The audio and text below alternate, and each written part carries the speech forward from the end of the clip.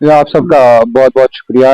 इस press conference का मुद्दा और मकसद ये है, जो कल रिमार्क्स आए, तो सजाद गनी लोन एंड उनके एक है श्रीनगर में, क्या नाम है इनका, शेख इमरान। तो उस उनके उन रिमार्क्स पे बात करनी है। जो भी बात उन्होंने कल की रिगार्डिंग डिप्टी सीएम, उन उनके रिमार्क्स को हम कंडेम करते हैं। टोटली एक्सेप्टेबल नहीं है। जो बिहेवियर, जो लहजा वो खुद इस्तेमाल करते हैं सजाद साहब, वो बिल्कुल अनएक्सेप्टेबल है।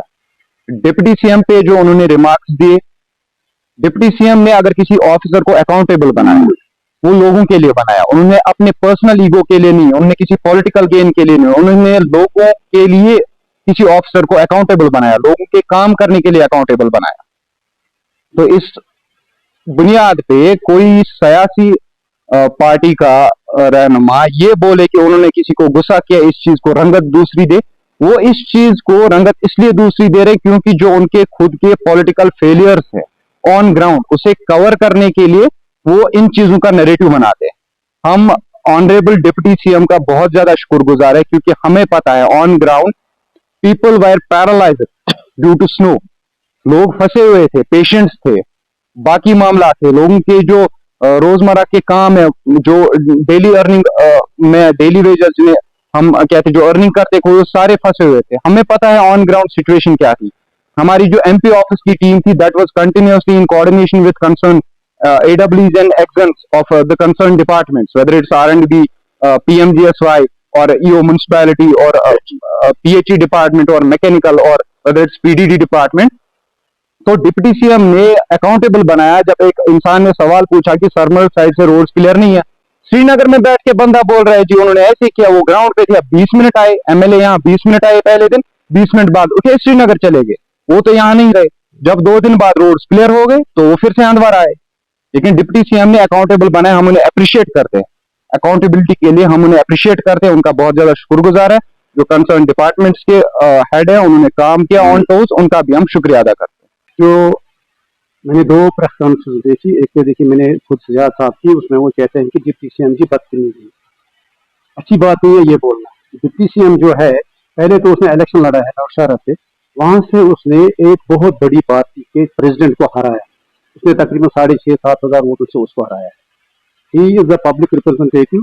और फिर उसको डिप्टी सीएम जब वो बना, वो सिर्फ जम्मू का या नौशहरा का डिप्टी सीएम नहीं है, वो पूरे जम्मू एंड कश्मीर का डिप्टी सीएम। मैंने पहली बार देखा है कोई डिप्टी सीएम जम्मू से आए, श्रीनगर कंट्रोल रूम में बैठे और फिर मॉनिटर करे खुद कि कहाँ कहाँ पर सुनो कन्वेंस की गई है, कहाँ पर नहीं गई। और लोगों के लिए वो आए थे, वो किसी अपने जाति मकसद के लिए नहीं आए थे, जैसे आदित्य साहब ने बजा फरमाया।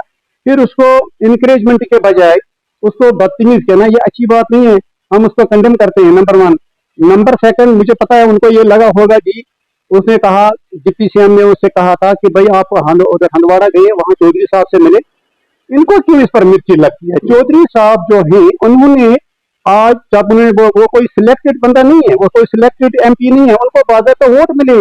उनका जो इलेक्टोरल कॉलेज था वो था एमएलए एमएलए में 90 एमएलए में से 2 नहीं थे, 88 में से उन्होंने 59 वोट लिए।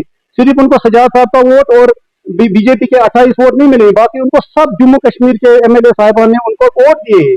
उसके भी यहाँ पर 30,000 वोट उन्होंने भी लिए हैं, 300 वोट उनका फर्क है। अगर एक साइड से उतारेंगे दूसरे साइड में चाहे 600 का फर्क बनता है वही, तो वो मेरे ख्याल में सजाद साहब ने लूज किए हैं आज तक। तो जो वो 30,000 लोग हैं यहाँ पर, चौधरी साहब के जो 30,000 वोटर्स हैं, क्या उनको रिप्रेजेंट नहीं करना है चौधरी साहब को? क्या गवर्नमेंट उनको नहीं पूछेगी? सजाद साहब पहले बताए, उन्होंने जो एमएलए फंड बांटा, क्या उन्होंने उन 30,000 लोगों को कुछ दिया? उसमें से नहीं दिया ना। फिर क्या उनको यहाँ से निकालना है हंदवाड़ा से, जो 30,000 वोट उसके खिलाफ पड़े हैं, जो चौधरी साहब को पड़े हैं? चौधरी साहब इस वक्त एडिशनल जनरल सेक्रेटरी भी है national conference, Jammu Kashmir national conference सबसे बड़ी पॉलिटिकल ऑर्गेनाइजेशन है जम्मू कश्मीर की, उसका जो जनरल सेक्रेटरी होगा। और जो मतलब एमपी है यहाँ का, जिसने 30,000 वोट भी लिए, क्या वो पब्लिक रिप्रेजेंटेटिव नहीं है? सीएम ने डिप्टी सीएम ने कौन सा बड़ा गुनाह किया है? उसने अगर बोला है उसको, आप चौधरी साहब से भी पूछे, उनका कोई रोड मत बंद है। मैं आपको बताऊंगा सरमर की बात, उन्होंने मुझे भी फोन किया, मैंने एक पोस्ट डाला उसी वक्त कि अभी भी रोड बंद है, सरमर का रोड बंद है।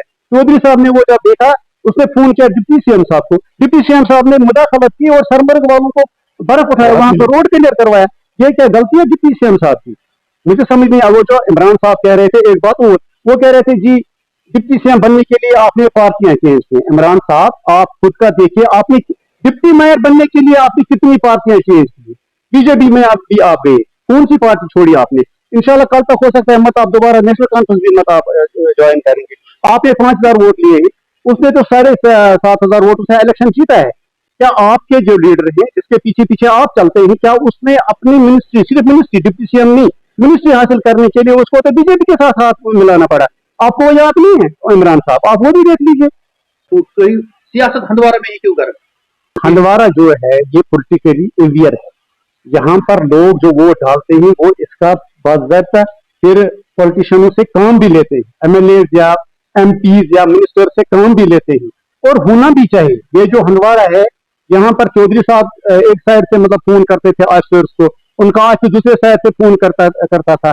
जो डीडीसी वगैरह थे नेशनल कॉन्फ्रेंस के, वो भी करते थे, और लोगों को उससे सहूलियत पहुंची। अभी भी हमारी 2 जगह, मुझे नहीं पता, एमएलए साहब को पता होगा कि अभी हेमनकूट और फजलहरी गाड़ी नहीं जाती है, उनको अभी पावर नहीं रेस्टोर हुआ है। वहां से ऑफिस से फोन आया, हेमनकूट से फोन आया, फिर चौधरी साहब को हमने फोन किया, उसने उनको ऑफिसर को फोन किया, कल ही वहां से पैदल गई थी एक ऑफिसर की टीम, वो चल रहा है आज वहां का। मुझे लगता है आज या कल शाम तक वहां पावर रिस्टोर हो जाएगा। एमएलए साहब को पता ही नहीं है।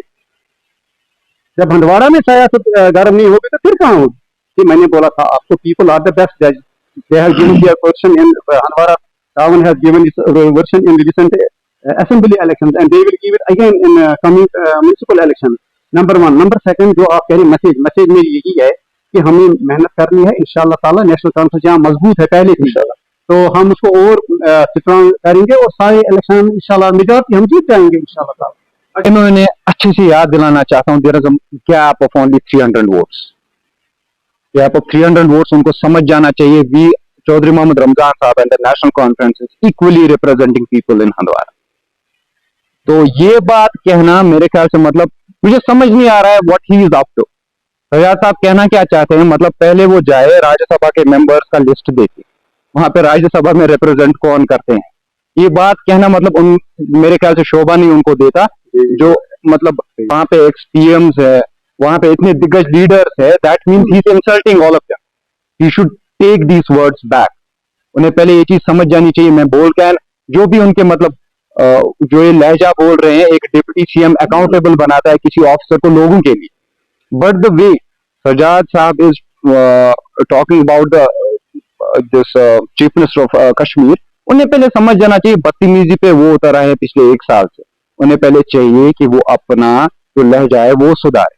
बाकी जो हंदवाड़ा कॉन्स्टिट्यूएंसी है, चौधरी मोहम्मद रमजान साहब इक्वली रिप्रेजेंट करते हैं लोगों को, and he is a Rajya Sabha member and elected Rajya Sabha member, and he is representing whole Jammu and Kashmir. Town में उन्हें ये बताना चाहता हूँ 70% वोट्स जो है वो चौधरी मोहम्मद रमजान साहब को मिले हैं, 30% रेस्ट बाकी को मिले। सो अब ये दोस्त जमाना गुंडागर्दी करना ये नहीं चलेगा।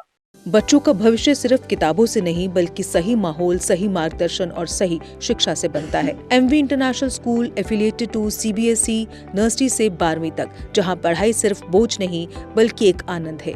प्रेप स्कूल की विशेष पहचान इंग्लिश फोनिक्स आधारित शिक्षा, बच्चों के लिए आकर्षक किड्स टॉय रूम, लर्निंग के साथ फन अम्यूजमेंट पार्क फैसिलिटी, जोशपूर्ण और प्रेरक गतिविधियों पर आधारित कक्षाएं, क्वालिटी एजुकेशन का भरोसा, 18 से अधिक एजुकेशन एक्सीलेंस अवार्ड्स, अनुभवी शिक्षक और आधुनिक शिक्षा प्रणाली, safe and reliable transport, 47 school बसें, सुरक्षित पिक एंड ड्रॉप सुविधा। यहाँ हर बच्चा सीखता है सोचना, समझना और आगे बढ़ना। Admission open nursery to class 12। आज ही अपने बच्चे का सुनहरी भविष्य सुरक्षित करें एमवी इंटरनेशनल स्कूल के साथ। एमवी इंटरनेशनल स्कूल, जहाँ शिक्षा बनाती है कल के लीडर्स। जम्मू कश्मीर की खबरों के लिए जुड़े रहिए जीके अपडेट के साथ।